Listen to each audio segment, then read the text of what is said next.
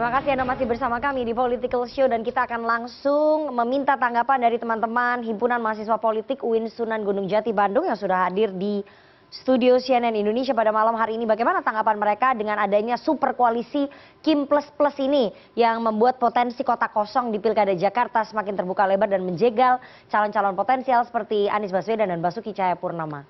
Saya kasih kesempatan. Ya, silahkan. Bismillahirrahmanirrahim. Assalamualaikum warahmatullahi wabarakatuh. Perkenalkan, nama saya Bintang Syawalka dari jurusan Ilmu Politik Sunan Gunung Jati Bandung. Dengan hal ini saya menanggapi bahwasannya dengan adanya Koalisi Indonesia Maju Plus ini bisa menjadi kegagalan dalam demokrasi yang dimana semua rakyat ini dipaksa untuk memilih satu calon saja.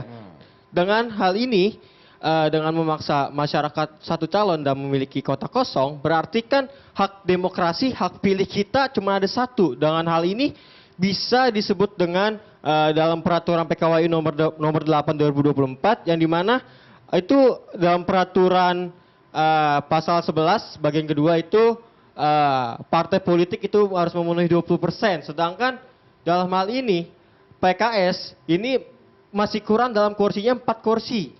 Dan hal ini untuk melihat dari belakang pemilihan presiden itu Demokrat bisa terjun ke Koalisi Indonesia Maju dan PKB bisa terjun ke perubahan. Ini bisa jadi terjadi gitu kan. Dan sedangkan Nasdem sudah bisa dikatakan mendukung Anies, tapi kita tidak tahu untuk kedepannya di dalam presiden saja udah bisa dalam beberapa hari aja udah bisa meloncat dan segitu.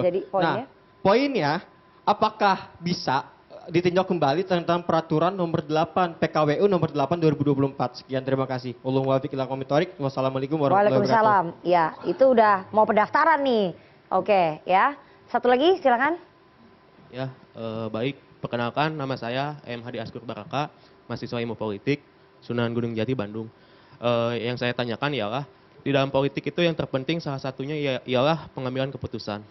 Tapi yang saya tanyakan ialah pendekatannya seperti apa dalam pengambilan keputusan itu? Apakah pendekatannya value, nilai, apakah pragmatis yang penting menang? Karena kalau misalnya contoh pragmatis, PKS maaf ya Pak kalau saya salah bisa dirawat, di Sumatera Utara udah resmi mengusung Bobi Nasution gitu.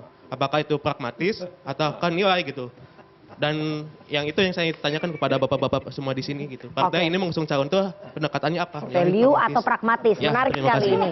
Bagus ya. Jadi partai-partai ini mengusung calon apa pendekatannya, pragmatis atau value? Silakan Gus Coy dulu dari Nasdem. PKS bisa kehilangan suara Gen Z nih. Oke.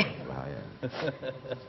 Silakan. Ya, saya kira meskipun partai itu memang untuk mencapai kekuasaan, kalau kekuasaan tidak berbasis pada nilai, dia akan hancur. Waduh, keras. Kalau tidak hancur, minimal kekuasaannya tidak berkah. Tidak berkah untuk dirinya yang sedang berkuasa, dan dia suatu saat akan mempertanggungjawabkan itu. Nah, oleh karena itu, kita berharap seharusnya semua orang yang ingin kekuasaan berbasis nilai, berbasis moral. Yang kedua, kemudian pakai aturan. Yang berikutnya adalah fair. Dia siap untuk bersaing, fastabiqul khairat, ya. Secara positif, secara sehat, tidak mengintrik, tidak menghibah, ya. Tidak menjegal. Nah itu, sehingga niat baik, nilai segala macam tadi baik, proses baik. Kekuasaan yang dicapai baik, ini semuanya menjadi halal. Jadi Nasdem jangan akan sampai melakukan kekuasaannya menjadi haram. Ya. Pendekatan pragmatis atau value? Kita ingin semuanya adalah value. Value, harapannya ya. Tapi realitanya belum tahu. Terserah. Kita lihat. Oke, itu.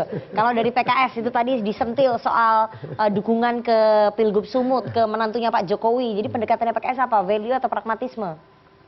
Memang tadi saya sepakat tuh untuk ditinjau ulang terkait PKPU. Ya. Nomor 8. Tapi pendaftarannya udah tanggal 27, terlambat. Jadi itu sumbernya kan di situ sebenarnya. Kalau semakin rendah thresholdnya gitu, Ya. semakin mudah partai politik untuk mengusungkan itu semakin bagus.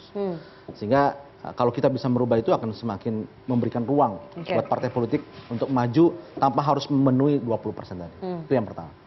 Kemudian yang kedua, di PKS sendiri itu ada banyak kriteria, tapi kalau secara garis besar itu ada 2 kriteria utama untuk memutuskan. Pertama adalah dia harus memiliki capacity to govern, kapasitas untuk memimpin, punya rekam jejak, track record kepemimpinan yang baik. Nah, itu bisa kita tracing bagaimana rekam jejak dia sebagai seorang pemimpin. Yang kedua, ini juga penting karena ini kita elektoral, kita ikut kontestasi, maka dia harus memiliki capacity to win, kapasitas menang yang tinggi. Perpaduan antara capacity to govern dengan capacity to win, 2 hal inilah yang kita ramu. Dan kita sedang menghadapi 500 lebih pilkada. Tentu disinilah ada namanya aspirasi dari masing-masing lokal di daerah masing-masing. Nah, di Sumut kemarin ya titik temu equilibriumnya di sana. Ya, walaupun kemarin kita sedang mengusahakan ada sebuah pilihan lain, tapi kita melihat dari 2 kriteria ini, capacity to win dan capacity to govern, bobotnya lebih besar ke sini. Oke, jadi bobotnya lebih tinggi di Pak Mas Bobi gitu ya. Betul. Tapi untuk Pilkada Jakarta yang punya capacity to win dan capacity to govern? Anies Sohibul Iman. Oh, Anies Sohibul Iman. Tapi kalau misalnya nggak sama Sohibul Iman, ya berarti nggak capacity to win sama capacity to govern ya? Nah, kader kita best of the best yang bisa kita tawarkan di situ. Itu wajar dong. Oke, silakan Bang Maman. Ya, makasih Dek atas komentarnya. Pertama, saya menghormati dan menghargai aspirasi ataupun kritikan-kritikan dari adik-adik mahasiswa. Namun, doktrin kami ini di Partai Golkar karya kekaryaan. Artinya orientasi kita adalah bagaimana kita bisa mengeksekusi, menjalankan program-program yang kita rasa dan kita yakini itu baik untuk masyarakat Indonesia. Nah, kita menginginkan bahwa proses awal politik di era pemerintahan Pak Prabowo, Mas Gibran ini untuk membangun sebuah pondasi rel politik yang komprehensif dari tingkat pusat ke provinsi dan kabupaten. Artinya apa? Momentum pilkada adalah sebagai salah satu instrumen momentum ataupun instrumen politik yang ingin kita gunakan. Agar ke depan, 5 tahun ini terbangun sebuah komunikasi politik yang baik, terbangun sebuah sinergisitas yang baik, yang tentunya momentum ini akan kita manfaatkan dalam rangka tadi. Sekali lagi bagi kami, ini adalah sebuah sebuah proses tren politik baru yang sejujurnya kita juga tidak pernah merencanakan ini, tetapi karena memang kita melihat ada ruang untuk melakukan konsolidasi secara optimal berangkat dari pilkada ini, inilah yang sedang kita lakukan.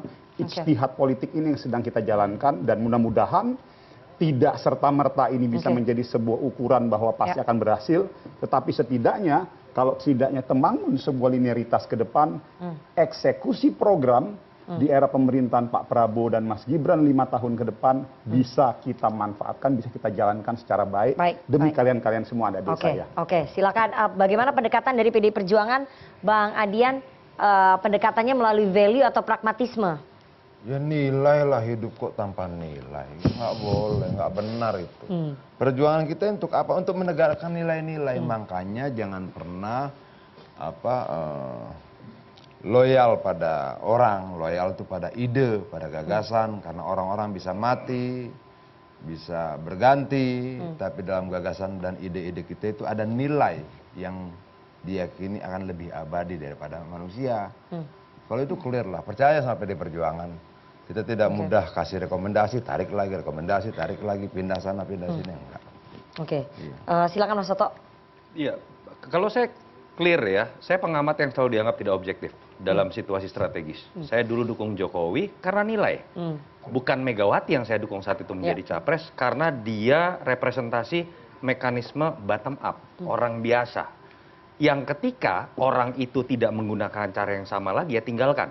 Karena nilainya yang berbeda. Kenapa saya cenderung terlihat mendukung Ahok 2017? Karena basis meritokrasi, kepuasan publiknya di atas 80%. Sulit saat itu.